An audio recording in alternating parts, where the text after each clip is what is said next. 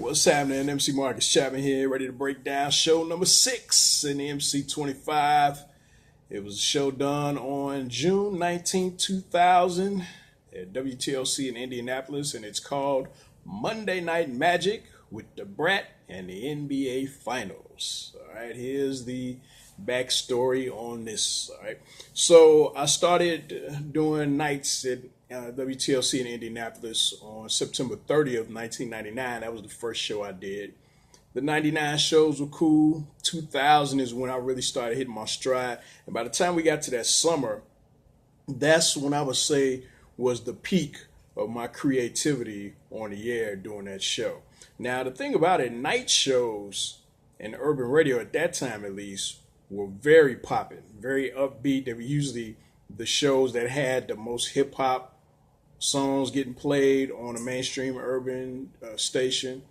Because a lot of times stations like TLC, which what we called heritage stations that had been around for years, they didn't want to play too many rap songs during the day because they didn't want to alienate the older audience. So a lot of them only played after 6 at night and then 6 to 10 shows. So this was that type of show, even though the statement was TLC plays today's R&B hits. You know, most of the songs that were getting played on my show were hip hop, and you know, it was still some R&B too, but it was a lot of rap songs. Now, the unfortunate thing is, you know, I did the night show at TLC from September 99 to the end of December of 2000. And the majority of the shows were recorded on cassette tapes at that time. And usually what I would do is I would record them and I just throw them in a box. You know, I had a big box full of tapes of me on the air in Indianapolis that I hadn't listened to, you know, in a long, long time. Then I was in Chicago by this point because I left Indy, going to Dallas, and I come back to Chicago in August of 2002. And I was living in an apartment complex, and apparently somebody moved out, and they left their stuff in their storage locker. They had storage lockers in the basement of the complex.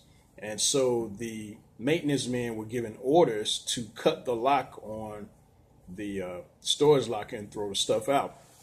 Unfortunately, they cut the wrong lock for the wrong locker. They cut mine. And most of what I had in the storage locker was boxes. Some had like some old Source magazines and some pictures and stuff.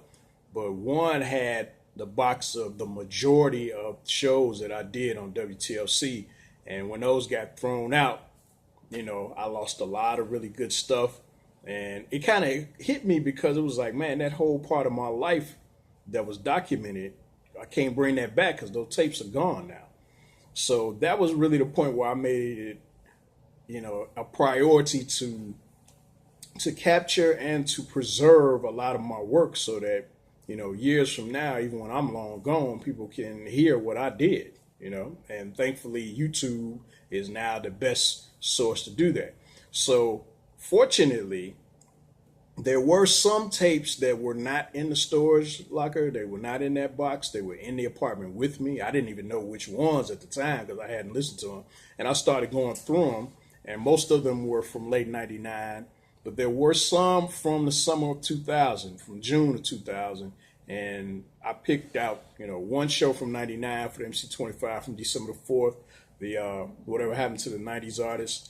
And then I picked two from June of 2000. One was the June 6th, Rolling for the Summer on Dubs. That was the beginning of that part of the summer.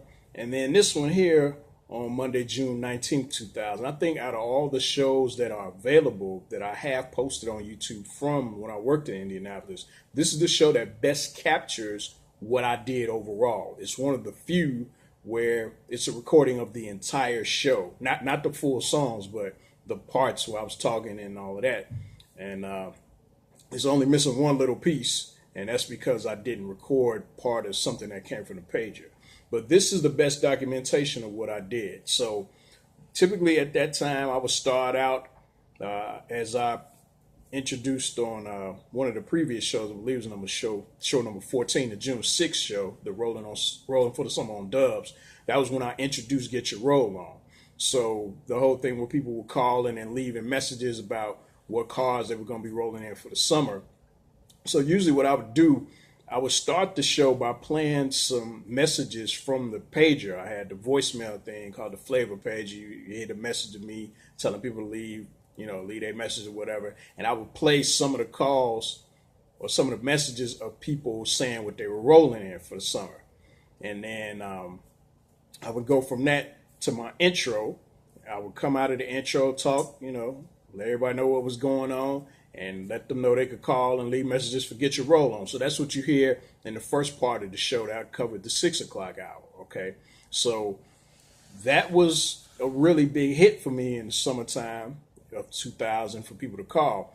The next hour, though, was something new that we had just started the week prior to this particular show. It was a thing called the Battle of the Jams. Now, it wasn't my idea. The program director, Brian Wallace, actually was the one. He said, let's try to do this here. And several different stations around the country did stuff like this. They had different names. I had never actually heard people do it, but I knew that it was done. And so ours was called the Battle of the Jams. We would put two songs against each other. And we had like these little boxing ring sound effects, like now tonight's challenger. The production person that they used for the station voice was Pat Garrett, who had been the station voice of WGCI when I was there before. And he did a lot of stuff for a lot of stations around the country and still does, I believe. And so he did the little sound effects and, sounded like it was a boxing match and all that.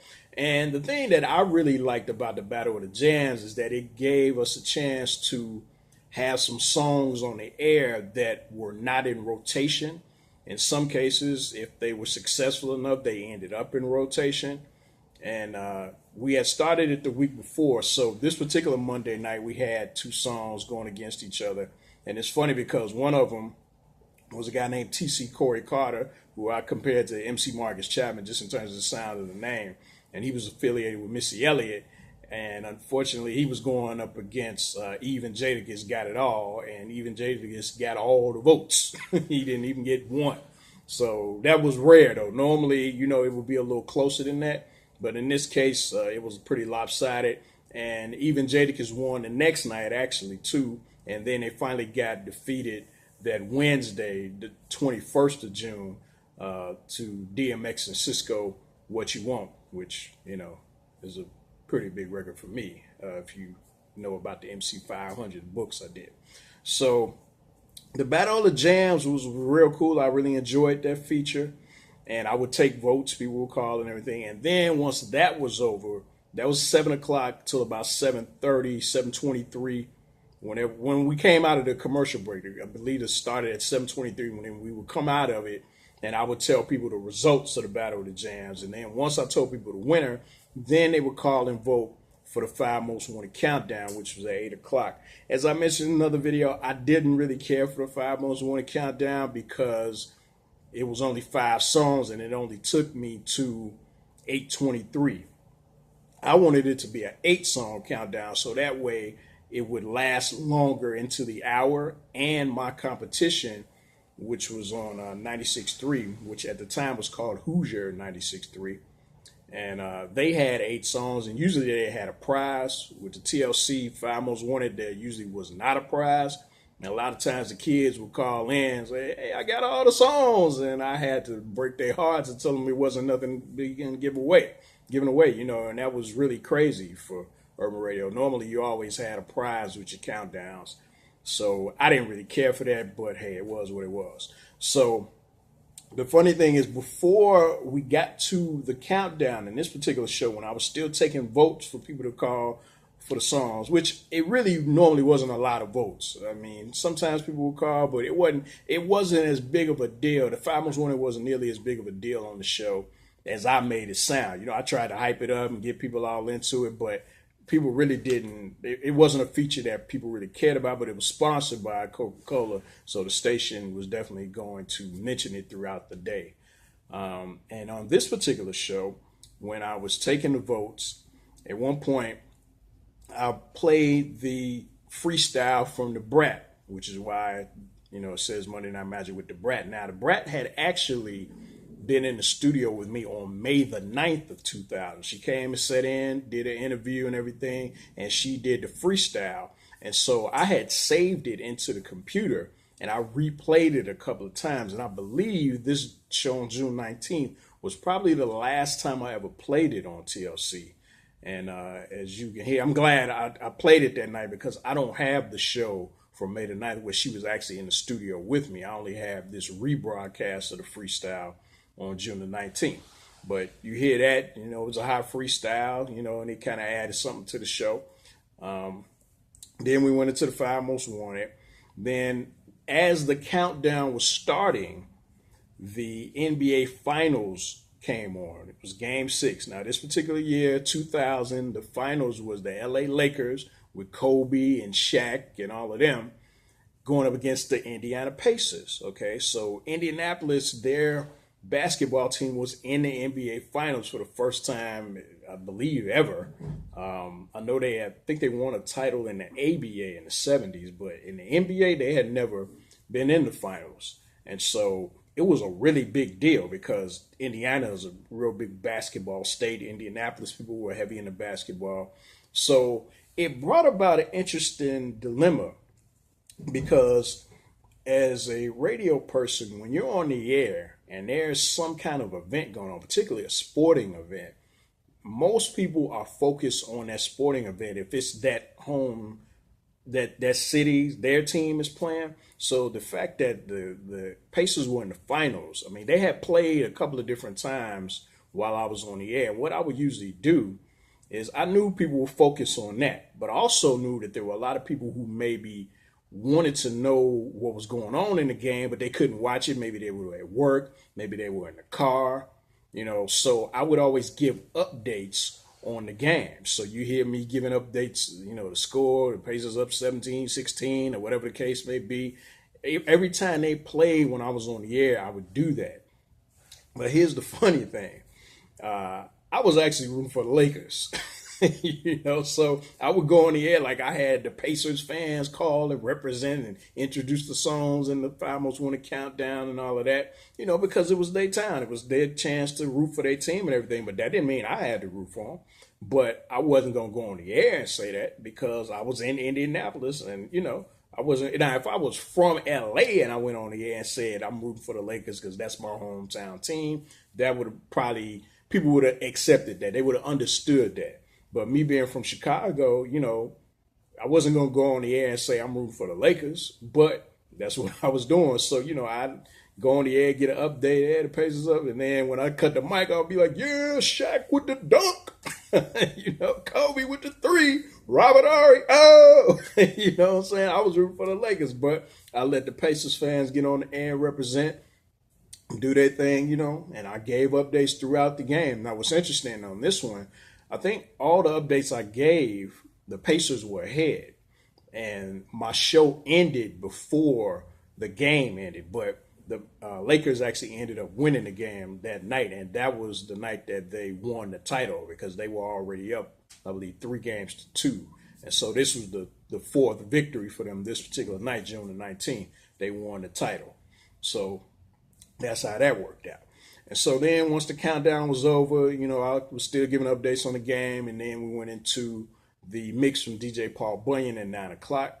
And people gave their holla hollas on in the mix. Holla holla was a feature I started earlier in 2000. It was basically the same as shout outs, but the terminology was different because a lot of people did shout outs and had done them many years.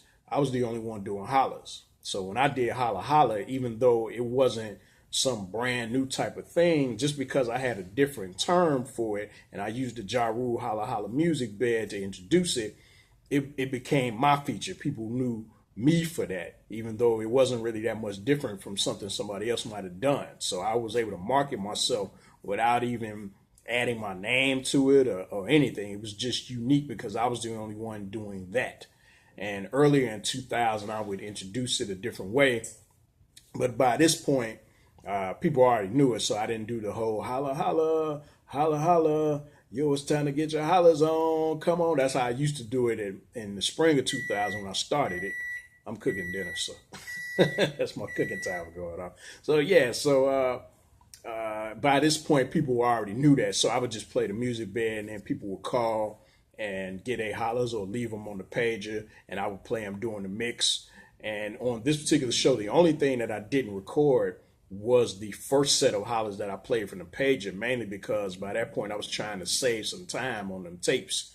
And that was one thing that I didn't always record. But I did record the end of the show where, I do a couple of talk breaks and then I play the last set of hollers that were on the pager.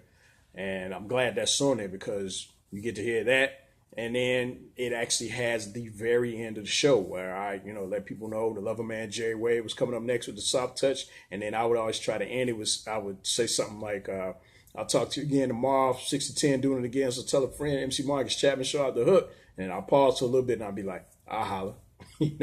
And that was like my trademark sign off. And you get to hear that on this show. So this Monday night, June 19th, 2000 show, I believe, is the best documentation of what I did in Indianapolis. And the thing is, when you're on every day, the shows kind of run into each other. When you work in weekend radio, it's kind of like playing football because you're only on once a week or twice a week. So the shows tend to stand out a little bit more. When you're on every day, it's more like playing baseball. You in there all the time, so the shows kind of run into each other, and it's hard to really separate them. So there are some other really good shows I did posted on YouTube from Indianapolis. The June 20th, the night after this, was a Tuesday. It's called Going Up on a Tuesday. That's a good one. The ones from the week before this were good. There's a typical Tuesday in 2000. That one is from June 13th. And there are several others where it's not the full show. Matter of fact, I think Wednesday, June 21st, would have been the best show from what I can hear, but it only goes up to like 7:20 in the night because I made a mistake and recorded a complete commercial break during this show, I believe. And I edited it out when I, put the whole thing together for YouTube and all of that. But that took up like 6-7 minutes on the tape, so that wasn't available for the Wednesday night show. So unfortunately it runs out. What's there is really good though, but I can't pick that because it's not the full show. So this particular show is at number 6. It captures me, I think, at the height of my success in radio. It's not the best show I ever did because these shows weren't really about content. They were more about energy and features and getting a lot of people to call, and it had the voicemail. It was real high energy. It was a fast-paced show, and I'm proud of it. For that type of radio, that was one of the best night shows ever. It was definitely one of the best ones that was out at that time around the country, which is why I started getting a lot of feedback and interest from other radio stations around the country, which led to me eventually going to Dallas at K104. But I was up for gigs in Miami and DC and North Carolina and Philly. A lot of different people were looking at me at the time.